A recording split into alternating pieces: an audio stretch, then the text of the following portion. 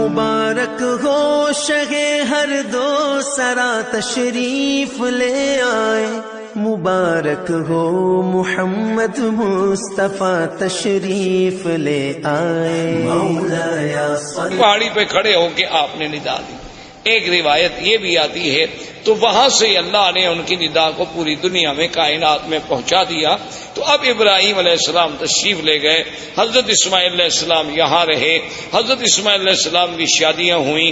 اس طریقے سے اللہ تبارک و تعالی نے سرزمین کو آباد کیا، اور اس پورے علاقے میں ماں سوائے دین توحید کے اور کوئی دین نہیں تھا، یعنی سب لوگ جو تھے وہ ملت ابراہیم، سب لوگ جو تھے وہ دین ابراہیم پہ تھے، اور کوئی شرک نہیں، کوئی بے دینی نہیں، کوئی احداث نہیں، کیونکہ ان علاقوں کو تو دین ملا ہے۔ اسی وجہ، یہی تو وجہ تھی نا کہ ہر آدمی یہ کہتا تھا کہ میں ملت ابراہیم پہ ہوں۔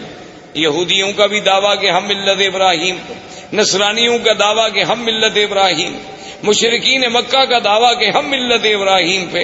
آخر اللہ نے ارشاد فرمایا ما کان ابراہیم یہودیا ولا نصرانیا ولکن کان حنیفا مسلما وما کان من المشرکین۔ اللہ نے فرمایا کہ ابراہیم نہ تو یہودیت پہ تھے نہ نصرانیت پہ، اب وہ تو بالکل ساری دنیا سے مائل ہو کے دین اسلام، دین حق پہ چلنے والے، اور نہ وہ مشرکین میں سے تھے۔ تو یہ سارا دین جو تھا دین توحید تھا، ملت ابراہیمی تھی۔ سب سے پہلے عمرو ابن لوہی ایک شخص تھا، وہ مکے کا سردار تھا اور بہت بڑا سردار، یعنی اس کی بات جو تھی نا جی مکے میں اور قبائل میں اور حول مکہ ایسے مانی جاتی تھی کہ اس کی بات کے ٹالنے کا کسی کو کوئی تصور بھی نہیں تھا۔ تو عمرو ابن لوہی جو ہے یہ وہ آدمی ہے جو حاجیوں کو بڑی خدمت کرتے، ان کو زمزم پلاتے، صرف زمزم خالی نہیں بلکہ اس میں اصل ملا کے، شہد ملا کے پلاتے تھے حاجیوں۔ تو یہ عمرو ابن لوہی جو ہے یہ شام کے علاقے میں گیا تجارت کے لیے، تو وہاں اس نے ایک قوم تھی عمالقہ قوم کو دیکھا کہ ان کے پاس بت ہیں اور مختلف شکلیں ہیں، کوئی مردوں کی، کوئی عورتوں کی، مختلف خوبصورت قسم کے، کوئی چاندی کے، کوئی سونے کے، کوئی لکڑی کے، کوئی مٹی کے۔ تو اس نے ان سے پوچھا بھی یہ کیا ہے؟ تو عمالقہ نے ان سے کہا کہ بھی یہ ہمارے خدا ہیں، آلہہ ہیں۔ اصل تو خدا وہی ہے بڑا، لیکن اس کو تو ہم نہ دیکھ سکتے ہیں نہ اس سے ہم بات کر سکتے ہیں، تو آدمی کا کم سے کم مرکز محبت، مرکز نظر، مرکز توجہ کوئی ایسا تو ہو جو ہمیں نظر آئے، وہ تو ہمیں نظر بھی نہیں آتا۔ تو اس لیے یہ چھوٹے چھوٹے خدا ہیں، جب ہم مشکل میں ہوتے ہیں تو ہم آ کر ان کو پوجتے ہیں، ان کی عبادت کرتے ہیں، اور پھر ان کی عبادت سے جن کی یہ تصویریں ہیں، تماثیل ہیں، وہ ہم سے خوش ہوتے ہیں، وہ اللہ میاں کو کہہ دیتے ہیں تو ہمارا کام ہو جاتا ہے۔ تو یہ اصل میں چھوٹے چھوٹے ہم نے آلہہ بنا رکھے ہیں اپنے اپنے تصورات کے مطابق۔ اصل میں وہ آلہہ کی ابتدا جو ہے یعنی وہاں عمالقہ میں کہاں سے آئی؟ نوح علیہ السلام کے زمانے سے، اس وقت سے بت پرستی چلی آ رہی تھی۔ اور وہ بت پرستی کیسے آئی تھی کہ جب کوئی اللہ والا فوت ہو گیا تو اس کے پہلے فوٹو بنائے گئے، محبت کے لیے گھر میں رکھا گیا، پھر آہستہ آہستہ اس پہ پھولوں کے ہار لٹکائے گئے، پھر پرنام کیا گیا، اور آخر میں سجدے شروع ہو گئے۔ ابتدا وہاں سے شروع۔ جیسے آج کل آپ دیکھتے ہیں مسلمانوں کے بھی گھر میں بھی مرشد کا فوٹو ہے، ماشاءاللہ صبح اٹھ کے زیارت فرماتے ہیں۔ اسی طرح بہت سارے لوگوں نے قرآن شریف کے پہلے صفحے پر اپنے مرشد کا فوٹو رکھا ہوتا ہے کہ جب تلاوت قرآن کرنی ہو تو پہلے مرشد کے فوٹو کی زیارت کرتے ہیں، بوسہ دیتے ہیں، آنکھوں سے لگاتے ہیں، پھر وہ فوٹو حکم کرتا ہے قرآن پڑھو تو پڑھتے ہیں، اگر حکم نہ کرے تو قرآن بند کر کے رکھ دیں گے، چونکہ چلنا تو مرشد کے حکم پر ہے نا، اگر وہ ہمیں حکم دیں گے تو اس طرح عمالقہ میں یہ بھی بت پرستی داخل ہو گئی۔ تو عمرو ابن لوہی کے دماغ میں پتہ نہیں کیا آئی کہ ایک نئی چیز ہے، تو اس نے کہا اچھا بھی ایک دو بت مجھے بھی دو تاکہ میں ان کو مکے میں لے جاؤں اور ہم بھی ادھر کعبۃ اللہ میں رکھیں گے۔ تو سب سے پہلا بت جو عمرو ابن لوہی لے کے آیا وہ حبل تھا، اس کا نام تھا حبل۔ وہ جب لے کے آیا حبل کو یہاں رکھا اور سارے مکے والوں کو بلایا کہ بھئی یہ تو ہمیں خدا مل گیا ہے، ایسے پہلے تم خالی گھر میں عبادت کر رہے تھے، خدا تو نہیں تھا، تو اب سب اس کی عبادت کیا کریں، تو لوگوں نے اس کی عبادت کرنی شروع کی۔ اس نے باقی قبائل کو بلایا، پھر ہر قبیلے کے لیے خدا بنتا چلا گیا، کو بنو ثقیف کا، کو بنو حذیل کا، کو بنو خزاعہ کا، کو قریش کا، کو بنو ہاشم کا، سب خدا بناتے گئے۔ اور پھر اس نے لوگوں سے یہ بھی کہہ دیا، اس نے کہا کہ دیکھو یہ بت تو بناؤ، خدا تو بناؤ، لیکن یہ شرط ہے کہ مٹی ہمارے اس شہر کی ہو، یعنی پتھر یہاں سے لو، مٹی بھی یہاں سے لو، پھر اس سے بناؤ، ہر مٹی سے نہ بناؤ، چونکہ یہ تو اللہ کے گھر کی مٹی ہے نا، یہ تو مبارک مٹی ہے۔ یہ چیزیں جو ہے نا جی اس کے دماغ میں آئیں، اس لیے حضور پاک نے فرمایا تھا کہ اول من بدل الدین عامر بن لہی، سب سے پہلے اللہ کے دین میں تحریف کرنے والا، بدلنے والا اور شرک کی ابتدا کرنے والا سرزمین مکہ میں جو تھا تو عامر بن لہی۔ اور حضور نے یہ بھی ارشاد فرمایا کہ انی رأیت، تو فرمایا میں نے مجھے دکھایا گیا ہے کہ یجر امعاہ فی النار، کہ وہ اپنی آنتیں جو ہے جہنم میں گھسیٹتا ہوا جہنم میں چل رہا۔ تو یہ وہ پہلا شخص تھا جس سے بت پرستی کی ابتدا۔ اس نے آرڈر کر دیا کہ بھئی کوئی آدمی بت بنائے، ہر قبیلہ بت بنائے، لیکن وہ بت مکے کے پتھروں سے ہو۔ اور دوسری بات یہ ہو گئی، اس نے حکم کر دیا کہ ہر قبیلہ جو بت بنائے اپنا ایک بت جو ہے وہ یہاں رکھے، یعنی ہم اس قبیلے کو شرف دیں گے کہ تمہارا خدا جو ہے وہ کعبے میں موجود ہے، اور اگر اس قبیلے سے لڑائی ہو جاتی تو اس کے خدا کو بھی نکال دیتے تھے کہ بھئی اب تمہارا خدا یہاں نہیں رہ سکتا، تمہارا ہمارا جھگڑا ہے۔ تو اس طرح جناب یہ ہوا، حتیٰ کہ بڑا عجیب واقعہ ہے کہ ایک شخص سفر پہ گیا تو اس کو وہ اپنا بت جو تھا وہ بھول گیا، اور مکہ مکرمہ سے پتھر اٹھانا بھی بھول گیا۔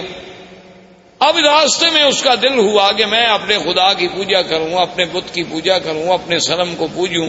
تو اب اس نے کہا بھی میں کہاں سے بناؤں، وہ تو میں مکہ سے تو پتھر لایا نہیں۔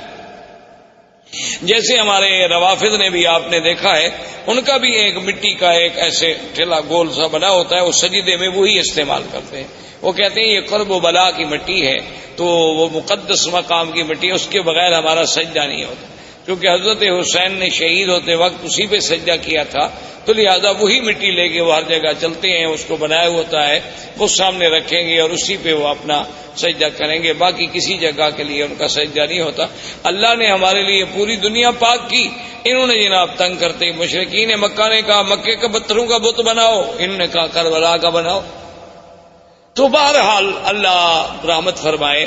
تو اب جناب یہ ہوا کہ اس بندے کو سوچ آئی کہ میں کیا کروں۔ اس نے کہا کہ میرے پاس کھجوریں البتہ تھی سفر میں، اور تو کوئی خوراک نہیں ہوتی تھی، تو میں نے کھجوروں کو اکٹھا کیا اور کھجوروں کو جیسے میرا بت تھا نا اس کی شکل کا ایک بت کھجوروں سے بنایا، کھجوروں سے اس کی گٹھلیاں نکال دی اور کھجوروں کو معجون کی شکل دے کر میں نے اس کا بت بنا دیا اور اس کی پوجا کرنی شروع، اس کی عبادت کرتا رہا۔ لیکن کہتے ہیں جب بعد میں بھوک لگی تو خدا کو کھا گیا، اور میں کیا کرتا۔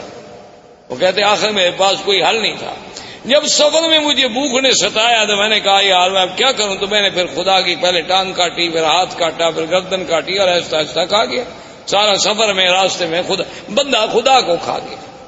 یعنی آپ اندازہ کریں جاہلیت کا۔ اسی لیے اکبر نے حالی نے کہا تھا نا کہ کھڑے ہیں کھڑے ہیں، پڑے ہیں پڑے ہیں، جو ماپو تو بندے خدا سے بڑے ہیں۔ تو یہ فطرت انسانی ہے کہ جب وہ بھٹکتی ہے تو پھر ایسی حرکتیں کرتی۔ جیسے کہ ایک صحابی مسلمان ہوئے، اسلام لانے کے بعد لوگوں نے کہا کہ بھئی آپ ہمیں اپنی زندگی کا کوئی واقعہ سنائیں۔ اس نے کہا کہ بھئی آپ تو کہتے ہیں کہ یہ بت جو ہے نا کوئی فائدہ نہیں پہنچاتے، لیکن میرا جو خدا تھا نا، جو میرا بت تھا جس کی میں پوجا کرتا تھا، اس نے مجھے بہت فائدہ پہنچایا۔ اب صحابہ حیران ہو گئے کہ بت کیسے فائدہ پہنچائے۔ انہوں نے کہا ابھی کیسے؟ اس نے کہا اصل میں ایک دفعہ سفر پہ گیا، صحرا کا سفر تھا، تو میں اپنے بت کو چھوڑ کے کسی کام گیا، واپس آیا تو دیکھا کہ وَالثَّعْلَبُ يَبُولُ عَلَىٰ رَأْسِهِ، کہ ایک صحرا کی لومڑی کھڑی ہے اور میرے اس بت پہ پیشاب کر رہی ہے۔ تو میں نے کہا ھذا رب، یہ خدا ہو سکتا ہے جس پہ ثعلب آ کر پیشاب کر دے؟ تو میں نے اس وقت اس کو پھینک دیا اور دل میں اسلام داخل ہو گیا کہ واقعی اللہ تبارک و تعالیٰ کے دین کے علاوہ یہ محض ہمارے تخیلات ہیں اور فسادات ہیں۔ تو بہرحال میرے کہنے کا مقصد یہ تھا کہ یہاں سے عرب سے بت پرستی شروع ہوئی اور آہستہ آہستہ یہاں شرک کی جڑیں پھیلتی چلی گئی۔ اب اسی طریقے سے پھر اب یہود جو تھے، یہود اور نصارہ، یہ یہود بھی کوئی مدینہ منورہ میں رہنے والے نہیں تھے، یہ بھی ان کا اصل جو تھا شام تھا، یہ وہاں سے آئے اور آ کر مدینہ منورہ میں آباد ہوئے. اس وقت مدینہ منورہ کو یثرب کہا جاتا تھا، اس کا نام مدینہ منورہ نہیں تھا. یہ وہاں آ کر آباد ہوئے. ان میں کئی قبائل تھے، بنی قینقاع تھے، بنو نذیر تھے، بنی قریظہ تھے، اور اسی طرح یمن سے کچھ لوگ نکلے. جب ربیعۃ بن النصر یمن کا آدمی تھا، اس نے خواب دیکھا کہ اپنے خواب میں کہ بعض احباش کہتے ہیں بہت گھٹیا قوم کے لوگ، وہ یمن پہ بادشاہ بن جائیں گے.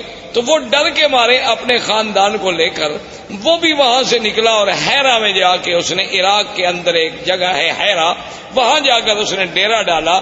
اور اس کے بعد پھر اس کا لڑکا پیدا ہوا جس کا نام جو ہے سنان ابن اسعد تھا، سنان اسعد، جس کا لقب طبہ تھا. یہ اس کا بیٹا تھا اور یہ پھر بہت بڑا بادشاہ بنا.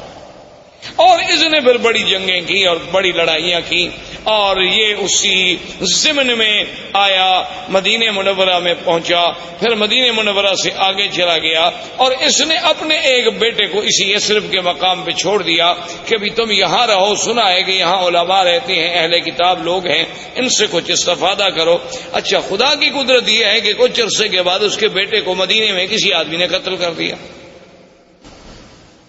وہ جب قتل ہوا تو اس کو اطلاع ملی کہ تمہارا تو بیٹا قتل ہو گیا. اس نے جناب چڑھائی کی، اس نے آگے چڑھائی کی اور جنگ لڑی. اور خدا کی شان دیکھیں، دنیا کی تاریخ میں یہ نرالی جنگ تھی کہ مدینے والے لوگ اس سے بادشاہ طبہ کی فوجوں سے، یمن کی فوجوں سے سارا دن لڑائی لڑتے. جب شام ہوتی تو ان کے لیے کھانا بھجواتے. جب شام ہو جاتی وہ کہتے نہیں، لڑائی اپنی جگہ ہے، مہمان ہیں، یمن سے چل کے آئے ہیں مدینہ، کھانا تو دینا ہے. دن میں لڑائی اور شام. حیران ہوگی کہ کیسی قوم. ایک دن اس نے علماء یہود تھے دو، وہ آئے اس کے پاس. انہوں نے کہا کہ دیکھو تم چاہتے کیا ہو. اس نے کہا میرے بیٹے کو انہوں نے قتل کیا. انہوں نے کہا بیٹے کو قتل کیا، تم نے کتنے قتل کر دیے؟ اور تمہارا تو ایک بیٹا قتل ہوا، تم نے کتنے قتل کر دیے؟ چاہتے؟ اس نے کہا نہیں، میں تو یثرب کو مٹا دوں گا، میں تو اس شہر کا نام و نشان نہیں چھوڑوں گا دنیا میں. اس نے کہا بات سنو، یہ وہ جگہ نہیں جسے تم مٹا سکو. ہذہ مہجر محمد الرسول اللہ صلی اللہ علیہ وسلم. یہ ایک نبی پیدا ہوں گے عربی محمد پاک، جن کی ہجرت کا مقام ہے. اس کو تم نہیں مٹا سکتے، اس کے مٹانے کا خیال چھوڑ دو، تم خود مٹ جاؤ. اچھا. تو وہ جناب ان کے کہنے پہ لڑائی مدینے سے بند ہو گئی. اور اس نے کہا اچھا ایسا کرو کہ تم دو علماء یہود جو ہے نا، تم میرے ساتھ چلو تاکہ میرے ملک میں بھی جا کے کوئی دین پھیلاؤ. اب جناب راستے میں ابھی وہ سفر کر رہا تھا کہ بنو حذیل ایک قبیلہ ہے جو مکے میں آباد. یہ بنو حذیل قبیلے کے لوگ جو تھے یہ دوڑے ہوئے پہنچے اس بادشاہ کے پاس، طبہ کے پاس. انہوں نے کہا کہ هل تريد من الذهب والفضة ومن المجوهرات شيئا عظيما، کیا تمہیں چاہیے کہ تمہیں ہم سونا، چاندی، ہیرے، جواہرات کا ڈھیر حوالے کر دیں؟ تم چاہتے ہو؟ اس نے کہا کون نہیں چاہتا. تو اس نے کہا وہ سارا کعبہ شریف کے اندر جو ہے یہ تمام دنیا کا سونا موجود ہے، آگے لے لو. کیونکہ اصل یہ بات ٹھیک بھی تھی، کیونکہ کعبۃ اللہ جب بنایا گیا نا جی، تو اس کے درمیان میں ایک کنویں نما شکل بھی تھی، تو لوگ اس میں زیورات، سونا، چاندی، ہر چیز ڈالا کرتے تھے. یہ اسی کی نقل ہے نا کہ اللہ کے گھر کی تعظیم کی جاتی ہے. اب لوگ قبروں پہ جا کے اسی طرح پیسے ڈالتے ہیں، چاندی، سونا، زیورات، ہر چیز ڈالتے ہیں. تو بہرحال یہ ہے کہ اس نے قابل کو ٹھیک، اور اس نے فیصلہ کر لیا کہ کعبۃ اللہ کو جا کے گرا دو، اور وہاں جو خزانے دفن ہیں وہ سارے خزانے نکال کے میں یمن چلے جاؤں. ابھی اس نے یہ ارادہ کیا تھا کہ بالکل سیاہ ایسی اندھیری آئی کہ اتنا اندھیرا چھا گیا کہ اپنا ہاتھ بندے کو نظر نہیں آتا. اس نے پھر ان علماء یہود کو بلایا کہ جلدی آؤ، یہ کیا ہو گیا؟ انہوں نے کہا کہ راستے میں ایک شہر ہے، اس کے بارے میں تو تم نے کوئی بری نیت نہیں کی. انہوں نے کہا ہاں بالکل، یہ بنو حذیل کے لوگ آئے ہیں، وہ کہتے ہیں کہ وہاں کعبے میں بہت بڑا خزانہ دفن ہے، میں جا کے کعبے کو گراؤں گا. اس نے کہا تم کعبے کو نہیں گرا سکتے، وہ اللہ کا گھر ہے، وہ بنائے ابراہیم ہے، تم فوراً توبہ کرو اور چل کے کعبے کا طواف کرو. اس نے کہا طواف تو خیر میں نہیں جانتا, چلو پھر میں ویسے تعظیم کرتا ہوں, احتراماً میں چلا جاؤں گا, لیکن میں گراؤں گا نہیں, اب میں نے توبہ کر لی. اس نے توبہ کر لی کعبۃ اللہ کے نہ گرانے کی. رات کو خواب میں دیکھا کہ میں کعبۃ اللہ پہ غلاف چڑھا رہا ہوں. تو اس نے علماء یہود سے کہا, انہوں نے کہا چلو تعظیم کا یہ بھی ایک طریقہ ہے کہ اس کعبۃ اللہ پہ تم غلاف چڑھاؤ. تو سب سے پہلا غلاف چڑھانے والا وہ تبا تھا, اس کا نام ابن سعد. اس نے غلاف چڑھایا, پھر یہ غلاف چڑھتے رہے. اچھا کبھی ایسا بھی ہوتا تھا کہ غلاف پہ غلاف چڑھتے گئے, غلاف پہ غلاف چڑھتے گئے, تو بعض اوقات تو یہ بھی فیصلہ کرنا پڑا کہ ان غلافوں کے بوجھ سے کہیں دیواریں نہ گر جائیں. اس لیے پھر حکم دیا گیا کہ ایک غلاف رکھو بھئی, اتنے غلاف تو نہ چڑھاؤ. تو یہ ان دونوں یہودیوں کو لے کر اپنے ملک میں گیا, جس کی وجہ سے یمن میں بھی یہودیت پھیل گئی, یمن میں بھی یہودیت غالب آ گئی. اب اسی زمانے میں یمن میں یہودیت کا غلبہ ہو گیا. نجران کے علاقوں میں کچھ نصارہ تھے, اور اسی طرح ہرقل قیصر روم جو ہے وہ نصرانی تھا.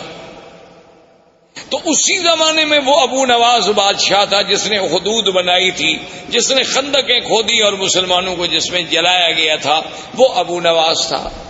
اس نے جناب لوگوں کو جلا ڈالا کہ بھی یا تم مجھے خدا مانو ورنہ میں تمہیں آگ میں جلا ڈالوں.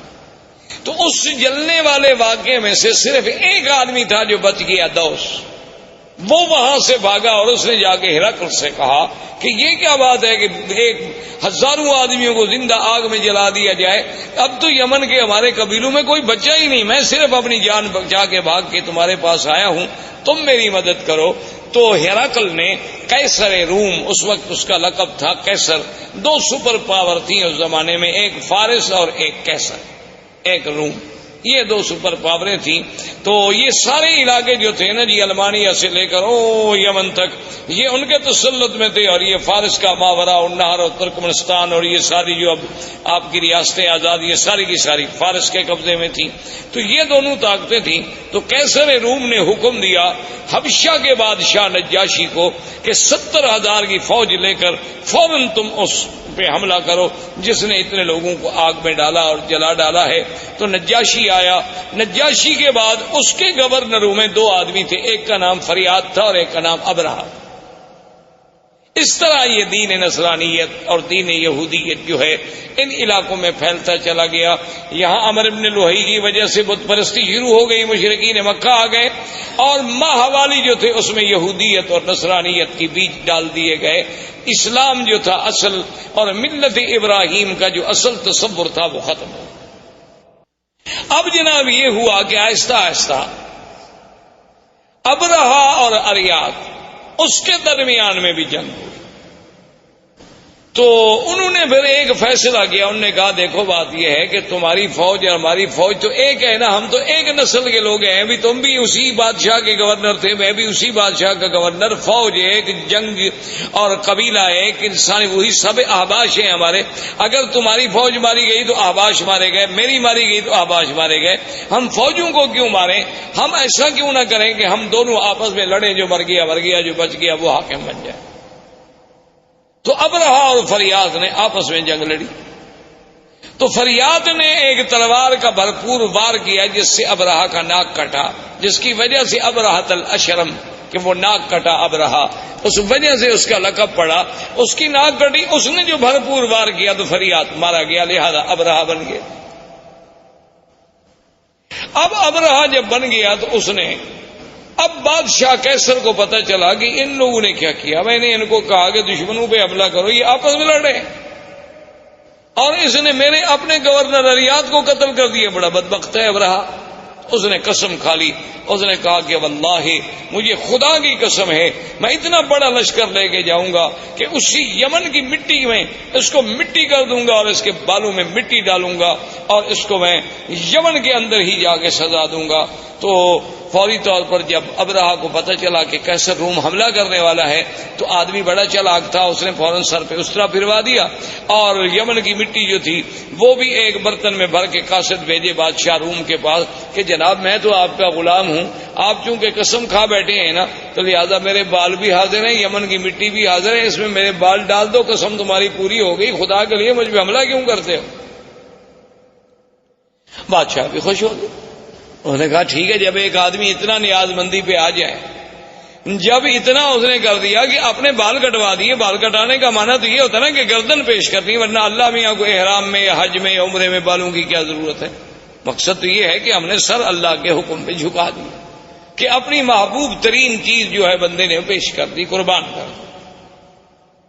اب جناب جب یہ ہو گیا تو اب ابرہا نے اسے خوش کرنے کے لیے انہوں نے کہا کہ جناب گزارش یہ ہے کہ سرزمین عرب میں ایک کعبہ ہے، تو ہم یہاں اپنا کعبہ کیوں نہ بنائیں. تو وہاں اس نے ایک کعبہ بنایا جس کا نام کلیس، اور اس کعبے کو اتنا جناب اس نے بنایا تعمیری طور پہ، اور اس کے بعد اس نے قیصر روم سے کہا کہ پوری دنیا میں اعلان کریں کہ اس کعبے کا حج کریں. اعلان ہو گیا. ایک قبیلہ تھا نسیع، عرب کا ایک قبیلہ تھا نسیع. نسیع کا معنی ہوتا ہے کسی چیز کو پیچھے کرنا. اچھا، یہ قبیلہ جو تھا نا، یہ حرم کے بڑے مجاور تھے اور حرم کے بڑے خادم تھے، اور یہ مکہ اور طائف کے قریب درمیان میں یہاں ان کا قبیلہ آباد تھا. اصل میں ان کو نسیع کیوں کہا جاتا تھا کہ 4 مہینے ہیں نا جن میں جنگ اللہ نے حرام کر دی تھی، اربعۃ حرم. اچھا، وہ 4 مہینے کون سے تھے؟ رجب، اچھا اس کے بعد پھر ذی القعدہ، ذی الحجہ اور محرم. اچھا، یہ 3 مہینے اکٹھے ہیں، ذی القعدہ، ذی الحجہ، محرم. رجب اکیلا ہے. اب جناب جب یہ اتنی مدت ہو جائے عربوں کو لڑائی نہ ہو، تو عرب تو بغیر لڑائی کے رہ نہیں سکتے تھے نا. یہ تو قومیں ایسی تھی کہ بس ہر وقت لڑنا ہے. ان کی لڑائیاں اس بات پہ بھی ہوئی ہیں کہ ایک قبیلے نے کہا کہ تمہارے درختوں سے ایک چڑیا اڑی اور میرے درختوں پہ آ کے بیٹھ گئی، یہ زیادتی کیوں ہوئی؟ اس پہ لڑائی شروع ہو گئی اور سینکڑوں آدمی قتل ہو گئے کہ وہاں سے چڑیا اڑ کے میرے باغ میں کیوں؟ لڑائی ہو گئی. اب جناب یہ جب ان کا اب جب 3 مہینے صبر کیسے کریں، تو یہ اس قبیلے والوں کو کہتے کہ بھئی ہم نے فلاں قبیلے سے لڑنا ہے. تو کہتے کوئی بات نہیں، ہم محرم کو پیچھے کر دیتے.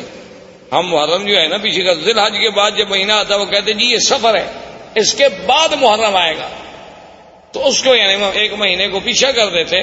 تو اس لیے ان کو نسیع کہا گیا کہ یحلونہ عاما ویحرمونہ عاما. اللہ نے قرآن میں بھی فرمایا 1 سال تو اس کو محرم رہنے دیتے، 1 سال اس کو سفر بنا دیتے، پھر جنگ حلال ہو جاتی. تو یہ نسیع قبیلہ جو تھا، ان کو جب پتہ چلا کہ بھئی حبشے میں ابرہا نے ایک کعبہ بنایا ہے خدا کے کعبے کے مقابلے پر، انہوں نے کہا بھی اگر آہستہ آہستہ اس کی رونق بڑھ گئی اور چرچا بڑھ گیا تو ہمارا تو مسئلہ ختم ہو جائے گا. یہ یہاں سے کچھ آدمی نکلے اور چوری چوری داخل ہوئے عبادت کے بہانے سے، رات کو وہاں گندگی کٹھی کی اور ان کی دیواروں کو گندگی لگا کے یہ غائب ہو گئے. صبح جب ابرہا کو اطلاع ملی کہ تمہارے کعبے کو تمہیں بے حرمتی کی، اس نے کہا یہ کس نے کی ہوگی؟ اس نے کہا صاف بات ہے، صاف بات ہے، عرب قبائل کے علاوہ اور کون کر سکتا ہے، اور کسی کو ہمارے کعبے سے کیا دکھ ہے؟ تو تحقیق پر پتہ چلا کہ بھی ہاں یہ تو نسیع والوں کا کام ہے، جو مکے کے کعبے کے مجاور ہیں نا قبیلہ بنو نسیع، یہ انہی کا کام ہے. انہوں نے کیا تو انہوں نے کہا کہ ٹھیک ہے، حکم دیا فوجوں کو کہ تیاری کرو، میں جا کے اس کعبے کو منہدم کرتا ہوں. جب تک وہ کعبہ رہے گا نا میرے کعبے کا جو ہے لوگ عزت نہیں کریں گے اور نہ یہاں کوئی حج کرے گا. اس کعبے کو توڑ دیتے ہیں، کچھ عرصے کے بعد لوگ بھول جائیں گے کہ کہاں کعبہ تھا، کہاں کیا تھا، کیا حج تھا، کیا آکام تھے. تو یہ وہاں سے لشکر لے کے چلا، اور اسی کے لشکر میں ہاتھیوں کا لشکر تھا، اور ان میں جو سب سے بڑا ہاتھی تھا اس کا نام محمود تھا. اس ہاتھی کا نام جو ہے محمود تھا، لوگ نام رکھتے تھے. اور اس کا سائز جو تھا چلانے والا، اس کا نام انیس. یہ جناب لشکر چلا، یہ جب آیا راستے میں تو لوگوں کو پتہ چلا کہ یہ عجیب بات ہے، کعبۃ اللہ کو گرانے کے لیے آ رہا ہے. تو راستے کے عرب قبائل جو تھے انہوں نے جا کے اس سے لڑائی لڑی، لیکن وہ بیچارے شکست کھا گئے، اور ذو نفر ان قبیلوں کا سردار تھا وہ قید ہو گیا. وہاں سے چلتے چلتے یہ طائف آیا. طائف میں اس وقت بنو ثقیف تھے، قبیلہ بنو ثقیف آباد تھا. تو بنو ثقیف کو پتہ چلا کہ ذو نفر جو ہے وہ بھی شکست کھا گیا، بنو خصم والے وہ شکست کھا گئے، تو ہم بنو ثقیف اب اس کا کیسے مقابلہ کر سکتے ہیں اتنے بڑے لشکر کا. تو انہوں نے ابرہا کو پیغام بھیجا کہ دیکھو تم جا رہے ہو کعبۃ اللہ کو توڑنے کے لیے، ہم تمہارا راستہ نہیں روکتے، تم جانو مکہ جانے، کعبہ جانا، لیکن شرط یہ ہے کہ لا تؤذوننا، تم ہمیں ایذا نہیں پہنچاؤ. اس نے کہا بالکل ٹھیک. لیکن اس نے کہا کہ اپنی شرافت اور صداقت کی کوئی نشانی، کوئی دلیل تو دو نا کہ تم پکے ہو. ایسا تو نہیں کہ میں ادھر جاؤں اور تم پیچھے سے حملہ کر دو، کیونکہ بنو ثقیف بھی بڑی مشہور لڑاکی قوم تھی اور خاص طور پہ تیر انداز تھی. تو انہوں نے ایک آدمی تھا جس کا نام تھا ابو رغال. ابو رغال جو تھا نا جی، وہ انہوں نے کہا کہ یہ آدمی ہم تمہیں دے رہے ہیں، یہ ایسا آدمی ہے کہ ایک تو طائف سے لے کر مکے تک تمہیں راستے بتائے گا. اس وقت سڑکیں تھوڑی بنی ہوئی تھی اور راستہ نہ جانے تو 2 دن کا راستہ 10 دن لگ جاتے تھے. تو یہ تمہیں دلالت کرے گا کہ کعبۃ اللہ کا راستہ کہاں ہے اور تمہیں مکے تک پہنچا دے گا. اور اس ابو رغال نے اپنے قبیلوں سے، اپنے دین والوں سے غداری کی اور ان سے وفا کی کہ ان کو مکے کا راستہ بتلایا، اور وہ چلتے چلتے مکے کے قریب پہنچا اور اسی راستے میں ابو رغال جو ہے وہ مر گیا. اور دنیا میں تاریخ میں یہ بات موجود ہے آج بھی کہ اس کی قبر جو تھی نا جی، آج تک دنیا میں ابی رغال کی قبر مشہور تھی کہ بعد میں عرب والے جاتے تھے اس کی قبر پہ جا کے پتھر مارتے تھے، جیسے جمرۃ العقبہ کو مارتے ہیں نا، کہ یہ وہ بدبخت ہے کہ جس نے اپنے دین کو بھی چھوڑا، اپنے قبیلوں کو بھی چھوڑا اور ابرہہ کو لے آیا کعبہ گرانے کے لیے. تو ابو رغال وہاں مر گیا. ابرہہ کا لشکر جب کعبۃ اللہ کے قریب پہنچے، اس نے ڈیرا ڈال دیا اور حکم دے دیا کہ جو لوگ ملے، مال ملے، مویشی ملے، سب پکڑ لو. چونکہ روب ڈالنا تھا مکے والوں پر، تو ان مال مویشیوں میں 200 اونٹ جو ہے وہ عبد المطلب کے بھی پکڑے گئے. عبد المطلب جو ہیں یہ حضور صلی اللہ علیہ وسلم کے دادا ہیں. اور عبد المطلب جو تھے کان جسیمن وسیمن، یعنی بڑے خوبصورت، بڑے جمال والے، کیوں نہ ہوں آخر دادا ہے محمد الرسول اللہ صلی اللہ علیہ وسلم. انہیں پتا چلا کہ جناب آپ کے 200 اونٹ پکڑ لیے ابرہہ نے، تو وہاں پہنچے اور انہیں پتا چلا کہ ذو نفر جو ہے ہمارے قبیلہ عرب کا قید میں ہے. تو ذو نفر کو ملے کہ بھئی تمہارا کوئی تعلق ہے؟ اس نے کہا میرا تعلق ہوتا تو میں قید ہوتا. البتہ میں یہ کر سکتا ہوں کہ جو ہاتھی چلانے والا 19 ہے سائس، اس زمانے میں ہاتھی کا جو سائس ہوتا تھا نا، اس کو بڑا تقرب ہوتا تھا، جو وہ بادشاہ کے قریب بیٹھتا تھا. بادشاہ کا ہودج جو ہے سب سے بڑے ہاتھی پہ ہوتا تھا. تو میں 19 کو کہہ دیتا ہوں، کیونکہ راستے میں چاہے میں قید میں رہا لیکن ہماری کچھ دوستی ہو گئی آپس میں. تو اس نے 19 کو سفارش کی. 19 نے ابرہہ سے کہا کہ عبد المطلب سردار جو ہے مکے کا ملنے آیا ہے. تو اس نے کہا ٹھیک ہے. جب عبد المطلب داخل ہوئے تو کہتے ہیں ابرہہ پہ اتنا روب پڑا، اتنا ان کا دبدبا اور جلال تھا کہ اس نے کہا کہ تخت پہ برابر بٹھاؤں تو پھر تو بات شاید نہ بنے. خود تخت سے نیچے اتر آیا اور استقبال کیا اور خود بھی نیچے بیٹھ گیا اور عبد المطلب کو بھی اپنے برابر بٹھایا. اتنا روب آ گیا اس کے دل پر کہ یہ کون ایسا خوبصورت جمال والا آدمی. اور پھر عبد المطلب جیسا فصیح آدمی، بولنے والا آدمی، اس نے کہا جی آپ حکم دیں، آپ کیسے آئے؟ اس نے کہا جی کوئی مسئلہ نہیں ایسا، مسئلہ صرف اتنا ہے کہ میرے 200 اونٹ جو ہیں وہ آپ کے لوگوں نے، آپ کی فوجیوں نے پکڑے ہیں، وہ آپ مجھے چھوڑ. تو ابرہہ ہنسنے لگا. تو اس نے کہا کیا بات ہے؟ اس نے کہا کہ عبد المطلب دیکھو جب تم آئے نا تو میرے دل میں تمہاری بڑی عزت، بڑی عظمت تھی. میں نے کہا یہ تو سردار اس قسم کے تو میں نے آج دیکھے ہیں، لیکن جب تم نے بات کی نا تمہاری عزت ساری ختم ہو. عبد المطلب نے کہا ولی ماذا، کیوں؟ اس نے کہا عجیب بات ہے، میں کعبۃ اللہ کو گرانے کے لیے فوج دے کے بیٹھا ہوں، تم مکے کے سردار ہو، تم مجھ سے معافی مانگے ایک مکے پہ چڑھائی نہ کرو، کعبۃ اللہ کو نہ گراؤ، ہمیں معاف کر دو، واپس جاؤ. تم اونٹ چھڑانے کے لیے آئے، تمہیں اونٹوں کا فکر ہے. تو عبد المطلب نے بڑے غور سے دیکھا اور کہا کہ ابرہہ سنو، انا رب الابل ولہذا البیت رب یحمی، سن لو کہ میں ان اونٹوں کا مالک ہوں، لیکن اس گھر کا بھی ایک مالک ہے جو اس کی خود حفاظت کرے گا. مجھے کیا ضرورت ہے حفاظت کرنے کی؟ ہم تمہارا مقابلہ نہیں کر سکتے. تو یہ کون سی معقولیت ہوگی کہ ہم بلا وجہ جنگ لڑیں؟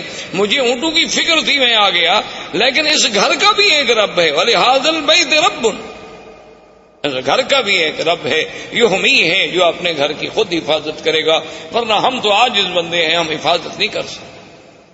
تو ابرہہ نے کہا اچھا ٹھیک ہے جی، لے جاؤ اونٹ لے جاؤ، لیکن بات سن لو، قریش سے کہہ دو، قبائل عرب سے کہہ دو کہ ہم تمہارے ساتھ جنگ کے لیے نہیں آئے، ہم تو صرف اللہ کے کعبے کو گرانے کے لیے آئے ہیں.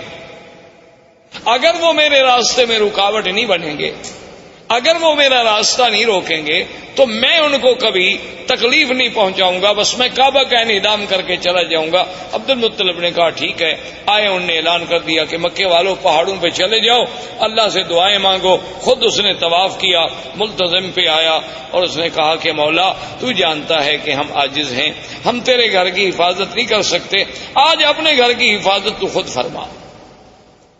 اور اس کے بعد پہاڑوں پہ چلے گئے۔ بادشاہ نے حکم دیا اور اس محمود ہاتھی کو آگے چلایا۔ وہ ابو نفر جو قید میں تھا، وہ تو قبیلہ عرب کا سردار تھا نا، اس نے جب دیکھا کہ ہاتھی لے کر یہ کعبۃ اللہ کی طرف گرانے کے لیے جا رہے ہیں، تھا تو بیچارہ قیدی، لیکن اس نے موقع حاصل کر کے آیا اور محمود ہاتھی کے کان جو تھے نا، ایک کان سے چمٹ گیا، لٹک گیا اس کے کان سے، اور کہنے لگا ابرک یا محمود، ابرک یا محمود امامک بیت اللہ، کہ اے ہاتھی بیٹھ جاؤ، مت بڑھو، آگے خدا کا گھر ہے، خدا کا گھر ہے۔ اس نے اتنی کہنا تھا کہ ہاتھی بیٹھ گیا۔